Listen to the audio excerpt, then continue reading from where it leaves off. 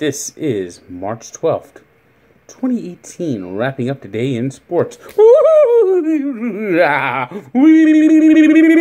March Madness is here as the NCAA tournament field was unveiled with Selection Sunday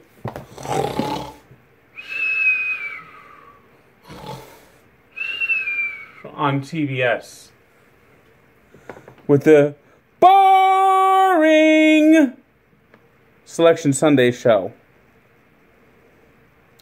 Well, but now the brackets are set and everyone's mulling over their brackets, trying to figure out who's going to make the Final Four, who's going to cut down the nets in San Antonio, and whose brackets could win them some cash and whose brackets will be thrown into trash. Usually it's my brackets that's gone by the first weekend. But anyway, I try it every year. Thursday, by the time the tournament starts on Thursday, I'll have my full prediction up. But I get a little taste. I actually do pick the first 4 games. So that's down below. Click down below and see who I got winning these first 4 games are going to be in Dayton. The ones you don't want to call the playing games, but they are playing games.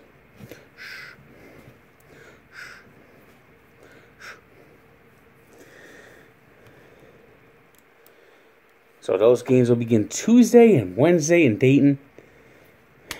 As for the field, of course you're going to find fault with some of the field.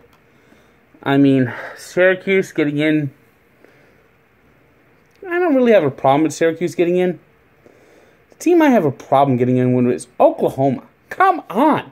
Oklahoma has played terrible basketball over the last month, and yet they're in the NCAA tournament. And how does Arizona State get in over USC? USC actually played well in the Pac-12 tournament. Arizona was one and done. They lost to Colorado. I mean, Arizona State has no business being in the tournament over USC. I think Notre Dame got a bad snub. I think Penn State got a bad snub. Although none of these teams would go really anywhere in the tournament, I just don't like some of the moves they're making. And every year you're going to have that. The number 1 seeds, Virginia's no-brainer, Villanova's no-brainer, and any other 2. Kansas won the Big 12 this year. They always win the Big 12. I think the Big 12 was a paper tiger. I think the Big 12 is weak this year.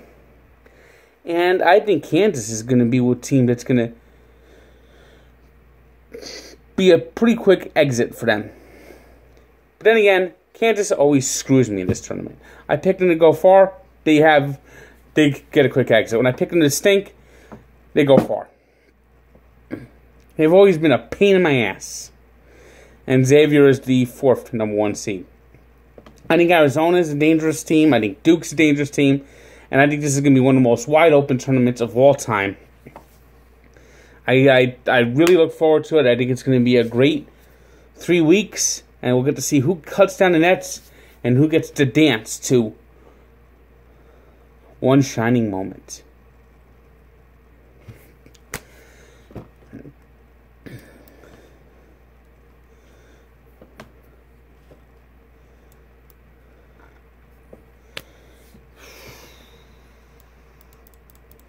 Alright, my page is buffering. Everything's buffering. Alright, now that I got my scoreboard up, technical difficulties. Ay, ay, ay. It's like today my computer's been run by New Jersey Transit. I got in a draft today, baseball draft, everything started buffering, and now this is starting to buffer.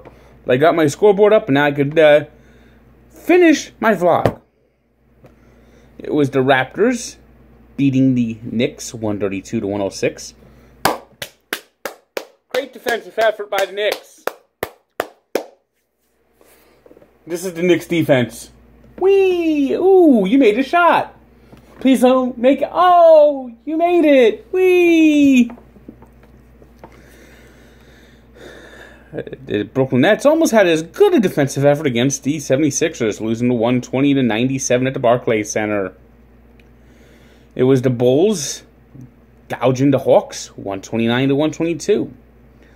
The Timberwolves handed the Golden State Warriors a second straight loss with a 109-103 win at the Target Center.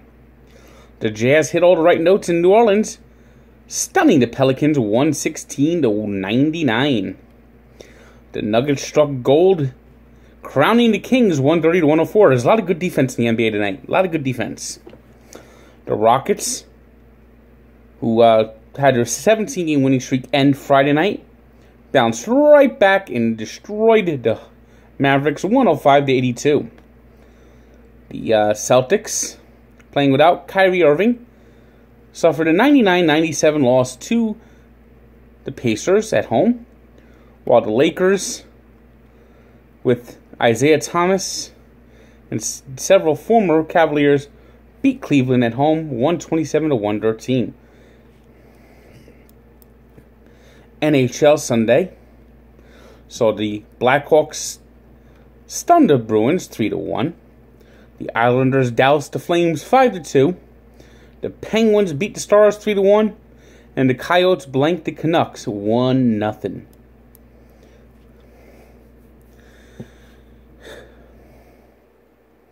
Sunday was also an interesting day in golf, as Tiger Woods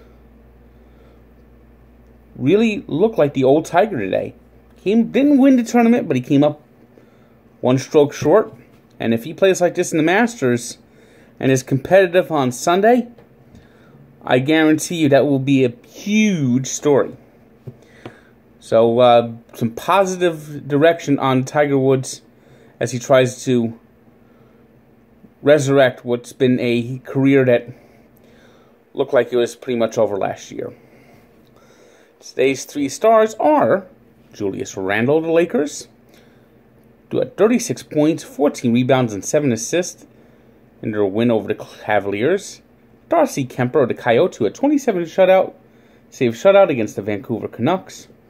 And Anthony Davis, who on his birthday had a triple-double, but not a traditional triple-double, a 25-point, 11-rebound, 10-block shots triple-double against the Utah Jazz.